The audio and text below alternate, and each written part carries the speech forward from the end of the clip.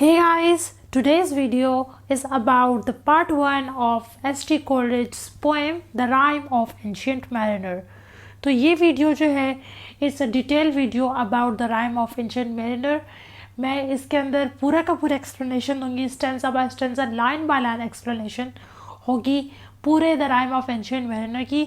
सो आपको पता है जिस तरह से कि ये पोएम बहुत लॉन्ग है, इसके 4-5 पार्ट्स हैं, तो मैंने क्या किया कि हर पार्ट को मैं अलग सेपरेट वीडियो में कवर कर रही हूँ. So this is the first part of this rhyme of ancient mariner and it's a detailed analysis of this whole poem. So starting with the introduction, it is a poem for sure written by S.T. Coleridge, Samuel Taylor Coleridge, who is an English romantic poet, and you often hear his name alongside Wordsworth, William Wordsworth, right? So the Rime of Ancient Mariner publish हुई थी Lyrical Ballad में in 1798 and it is called the longest piece in entire Lyrical Ballad, right. So ये part 1 का text है सारा. इसमें तकरीबन 10 stanzas हैं. So what I did is मैंने सारे स्टेंजा को लाइन बाय लाइन एक्सप्लेन किया है, ठीक है, ताकि किसी भी किस्म की मुश्किल आप लोगों को ना हो जब भी आप इस पोएम को कर रहे हो. चले, so let's start with first stanza. Stanza 1 and 2. It is an ancient mariner. He stopped one of three by thy long grey beard and glittering eye. Now wherefore stoppest thou me? The bride's room door are open wide, and I am next to of kin. The guests are met, the feast is set. Mayst hear the merry din. Explanation. So एक ancient mariner होता है जिसके grey बाल होते हैं और उसकी जो आंखें होती हैं वो शाइनिंग होती हैं. So it's an ancient mariner. एक ओल्ड आदमी होता है एंशिएंट मैरिनर, यानी कि पुराना मैरिनर जो कि मेरीन समंदर में सफ़र करता जो था. तो एक ओल्ड आदमी होता है, तो वो 3 लोगों को रोकता है. 3 लोग जो होते हैं वो बाराती होते हैं, कहीं वेडिंग को अटेंड करने जा रहे होते हैं. तो ये उनको रोकता है रास्ते में, उनका ग्रेबान पकड़ता है, उनको उनकी शर्ट से पकड़ता है और उनको कहते हैं द मैन आस्क वाह. तो उनको शर्ट से पकड़ते हैं, उनको रोकता है. उन वेडिंग में जो जाने वाले गेस्ट जो थे वो उससे कहते हैं कि छोड़ दो, तुमने हमें क्यों पकड़ दिया है, तुम ग्रे बालों वाले आदमी, तुम्हारी शाइनिंग आइज है, ग्रे बाल हैं तुम्हारे, तुमने मुझे क्यों रोका. The bridegroom's doors are open. Bridegroom का जो दरवाज़ा खुला है, उसके वेडिंग में जाने का दरवाज़ा खुला है और मैं जो हूँ उसका करीबी रिश्तेदार हूँ, मुझे जाना होगा, मुझे हर सूरत उसकी वेडिंग अटेंड करनी है, तो तुमने मुझे क्यों रोका.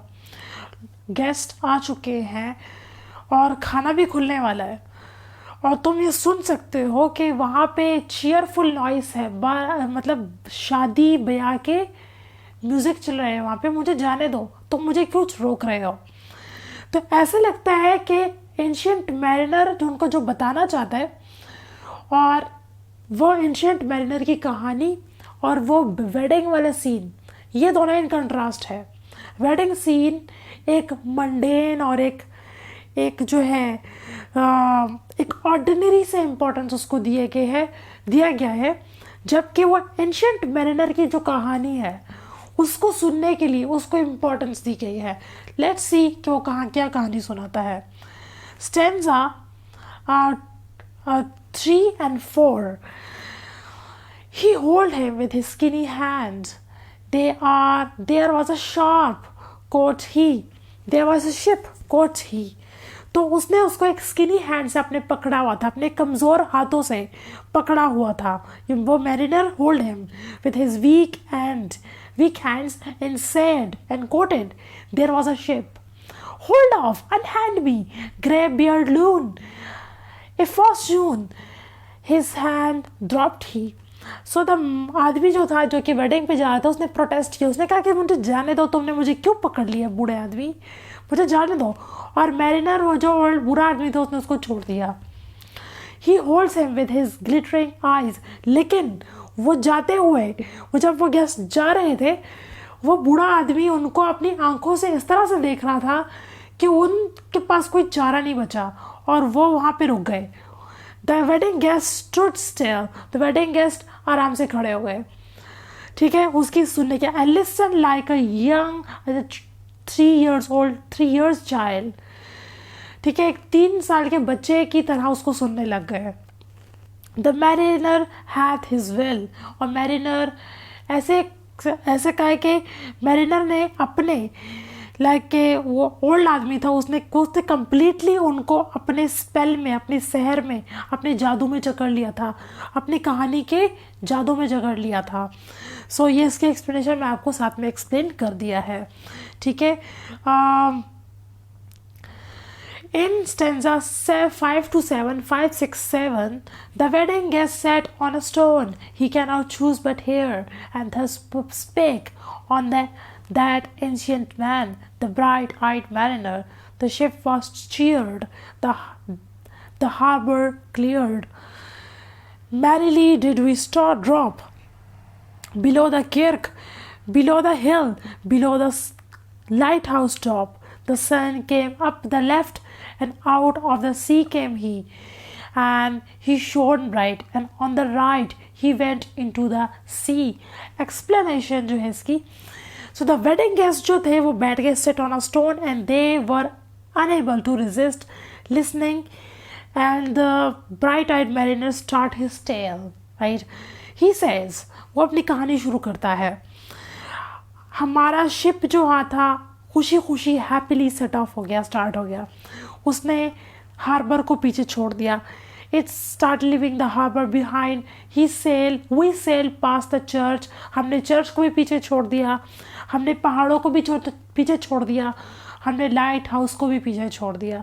The sun rose up upon the left side emerging from the sea shining brightly, and then set on our right side sinking back into the ocean. तो वो उनका सफ़र स्टार्ट हो गया, उन्होंने डिस्टेंस कवर कर लिया, सूरज भी था, वो भी डायरेक्शन चेंज करा था, जाहिर सी बात है दिन गुजरते जा रहे थे, डायरेक्शन उनकी चेंज हो जा रही थी, ऐसा लग रहा था कि वो किसी और डायरेक्शन में जा रहे हैं, कि सन एक जगह से उभरता दूसरी जगह पे डूबता, ठीक है। So the story of a mariner जो है ये एक नेचुरल वर्ल्ड की तरफ हमें लेके जा रही है। देखा आपने कि चर्चेस हो गए, ये लाइट हाउस हो गए, ये चीज़ों को उसने दूर छोड़ दिया और एक नेचुरल वर्ल्ड में चलता जा रहा है, जहाँ पे समंदर है, जहाँ पे सूरज इधर उधर हो रहा है, तो एक नेचुरल वर्ल्ड जो कि, और उसने वेडिंग के प्रोग्राम को भी पीछे छोड़ दिया, मतलब वो लोगों ने, वो जो वेडिंग गेस्ट जो थे उन्होंने वेडिंग प्रोग्राम को अपने छोड़ दिया और मैरिनर की कहानी सुनने लग गए। तो ऐसे लगता है कि इस स्टेंजाज में रोमांटिसिज्म जो कि नेचुरल वर्ल्ड को सेलिब्रेट करता है उसका एक हमें इम्पैक्ट दिखाई देता है, ये करेक्टरिस्टिक है। ये स्टेंजा उस रोमांटिक जो आइडिया है वो इस स्टेंजा में हमें दिखता है कि यहाँ पे नेचुरल वर्ल्ड की सेलिब्रेशन हो रही है। वेडिंग प्रोग्राम जो है it's not a natural world, okay, वो ह्यूमन इंस्टीट्यूशन है वेडिंग, ठीक है, ह्यूमंस उसको सेलिब्रेट करें, ह्यूमन ने बनाया है उसको, लेकिन नेचुरल वर्ल्ड रोमांटिसिज्म इसको सेलिब्रेट करता है। सो stanza 8 to 10, higher and higher every day, till over the mast at noon, the wedding guest's hair beat his breast, for he heard the loud bassoon. The bride had paced into the hall, red as a rose is she, nodding their head. Before her goes the merry minstrelsy. The wedding guest, he beats his breast, yet he cannot choose but hear, and thus spake on the ancient mariner, the bright-eyed mariner. So explanation, so the mariner says further, अपनी कहानी start करता है कि every day the sun climbed higher and higher, into the sky until it was directly above the mast at noon. So the wedding guests protest against his तो the wedding guest जो थे उन्होंने अपनी मतलब पीटना शुरू कर दिया कि हमें जाने दो भैया, तुम कहाँ क्या कहानी शुरू कर दी है, because he heard the loud celebration and music at wedding. जब आप देखते हैं कि पीछे म्यूज़िक चल रहा है, सेलिब्रेशन और आप यहाँ पे बोरिंग सी कहानी कोई आपको सुना रहा है, तो आपका दिल चाहेगा कि आप उस सेलिब्रेशन को ज्वाइन करें, वेडिंग को ज्वाइन करें. तो उसी चीज़ की फ्रस्ट्रेशन थी उनको, क्योंकि वो वेडिंग हॉल के अंदर ब्राइड चीज़ें एज रोड एज रेड थी, वो एंटर हो चुकी थी वेडिंग हॉल में. और द म्यूजिशियन भी थे, वो भी ब्राइड को देख के उसको नोट करते, तो उसको देख के सर हिलाते थे और म्यूजिकल रिदम बजा रहे थे. बड़े मज़ा आ रहा था उनको वहाँ पे वेडिंग में, ये सब कुछ चल रहा था. So the wedding guest wanted to join the wedding party, but he could not resist listening as the bright-eyed mariner continued his tale. So ऐसा लगता है कि the wedding guest wanted to join the party. So the party is so the wedding party is man's try to choose the mundane event or a sublime event or natural event. तो wedding party और दूसरी तरफ से natural event जो है दोनों वो एक कंट्रास्ट में आ रहे हैं. तो उन्होंने जो है नेचुरल इवेंट को चुना, वो जो मैरिनर की टेल को सुना. ऐसा लगता है कि इस पोइट्री में रोमांटिसिज्म का एक एलिमेंट है. ठीक है, stanza number 11 and 13, 11 to 13. So and now the storm blast came, and he was tyrannous and strong. Where he stuck with his overtaking wings and chased us south along, with sloping mast and dipping prow, as who pursued with hell and blow. Still thread the shadow of his foe, and forward bend his head. The ship drove fast, loud roared the blast, and southward we fled. And now there came both mist and snow, and it grew wondrous cooled, and ice mast high came floating by, as green as emerald.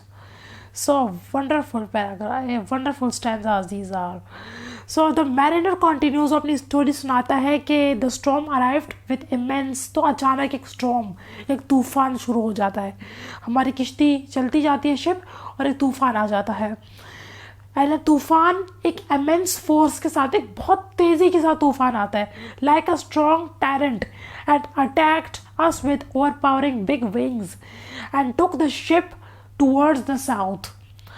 The ship tilted and moved forward with force, as though it was being hunted by enemy whose shadow it could not escape.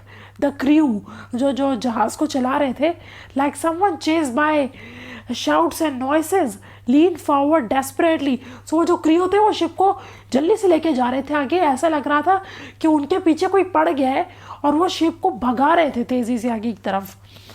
Fleeing while, ऐसा लग रहा था कि वो पीछे से जान छुड़ा के आगे भाग रहे हैं. While the wind roared loudly, pushing them forward further southward. तो ऐसे वो हवा जो थी, वो तूफान जो था, उनको साउथवर्ड की तरफ धकेल रहा था. And then there came mist and snow. फिर आ गई मिस्ट, बहुत सारी नमी और बहुत सारी स्नो आ गई रास्ते में. And it became intensely cooled. Icebergs as tall as ship masts and shining green like emerald floated past. So their ship's movement towards the south seemed like they moved to the South Pole, and all the beauty of icebergs and winds showed the romantic and the sublime beauty of the South Pole, and the majestic and terrifying beauty. Just imagine this, like, oh my God, like लंबे लंबे iceberg south pole की तरफ कभी आप गए ना हो शायद. ठीक है, वो सारा का सारा ब्यूटी जो है आपको डरावनी भी लगती है लेकिन आपको अच्छी भी लगती है. तो दैट्स कॉल्ड सबलाइम. ठीक है, तो so that was all about stanza. तो ये वाला जो है मैंने एक्सप्लेन कर दिया है सारा। अब जो है stanza 14 to 16। And through the drift, the snowy cliff, did send a dismal sheen, nor shapes of man nor beast we ken. The ice was all between, the ice was here, the ice was there. The ice was all around. It cracked and growled and roared and howled like noises in a swoon. At length did cross an albatross. Through the fog it came, as if it had been a Christian soul. We hailed it in God's name. So ये second last slide है मेरी। So बताते हैं कि इसी snow के and among the snow the icy cliff showed a sad glow. No humans, no animal form were visible, only ice was everywhere and it was surrounding us. कोई भी human नहीं था, कोई भी एनिमल नहीं था। ऊपर भी स्नो थी, नीचे भी स्नो थी, दाएं भी स्नो थी, बाएं भी स्नो थी, हर जगह स्नो स्नो ही था। वो स्नो ही बातें कर रहा था, वो स्नो ही चिल्ला रहा था, वो स्नो ही रोर कर रहा था, ग्राउल कर रहा था, क्रीक कर रहा था, हाउल कर रहा था, जैसे कि वो कोई कुछ बोल रहा है, कुछ स्पेल कर रहा है। And then an albatross appeared through the fog. और फिर एक परिंदा, आप albatross को सर्च करें गूगल में, वाइट कलर का बड़ा बड़ा सारा परिंदा होता है। तो वो आता है फॉग में से, ठीक है, धुंध में से एक albatross चलता हुआ आता है। We hailed and greeted it in God's name as it was a Christian soul। और वो जहाँ पे कोई भी एनिमल, कोई भी परिंदा, कोई भी इंसान नहीं था, वहाँ पे अचानक से एक बर्ड चलकर आता है, उड़कर आता है, और हमने उसको एक गॉड की तरह, एक क्रिश्चियन सोल, एक प्योर सोल की तरह हमने उसको देखा और उसके ऐसे वर्शिप की हमने। स्टेंजा 17 to 20 जो कि लास्ट पार्ट है इस वीडियो का। It ate the food it never had eat, and round it flew. The ice did split with a thunder fit. The helmsman steered as through, and a good south wind sprung up behind. The albatross did follow, and every day, for food or play, came to mariners hollow. In mist or cloud, or on mast or shroud, I'd perch for whispers nine, while all the night through fog smoke white glimmered the white moonshine. God save thee, ancient mariner, from the faint that plagued thee thus. Why look'st thou so? With my crossbow I shot the albatross.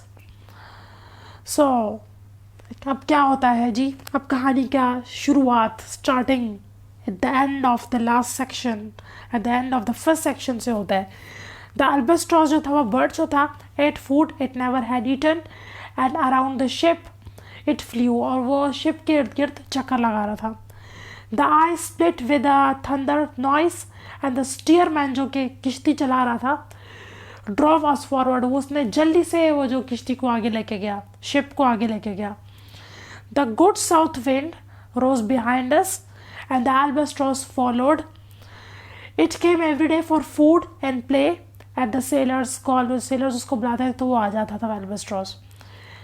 In mist or cold, the albatross used to sit on the mast or ropes for 9 evenings continuously, while the moonlight faintly shone through the white fog at night. God save you, ancient mariner, from the trouble that came to you. Why do you look so troubled? I answered with all my crossbow. मैंने ये कहा और मैंने अपनी बो जो है वो अपनी ऐसे ठीक की और निशाना लिया मैंने, और फ़ौरन से मैंने albatross, वो जो बर्ड था, उसको मैंने मार दिया। I shot the albatross। आप देखते हैं कि नेक्स्ट सेक्शन में क्या होता है जी, क्योंकि यहाँ से उनकी मुसीबतें स्टार्ट होना शुरू हो जाती है, जो रियल उनके साथ हुआ है ना। तो अब देखते हैं कि क्या होता है। तो वीडियो तो यहाँ पे मुझे एंड करनी पड़ेगी, लेकिन लेट्स सी, क्लिफ हैंगर है ये। So thanks for watching this video and wait for the second part of the Rime of Ancient Mariner that's coming tomorrow. I hope you will enjoy this video, and you have enjoyed this video, and you will enjoy the whole series. So thanks for watching. Thank you.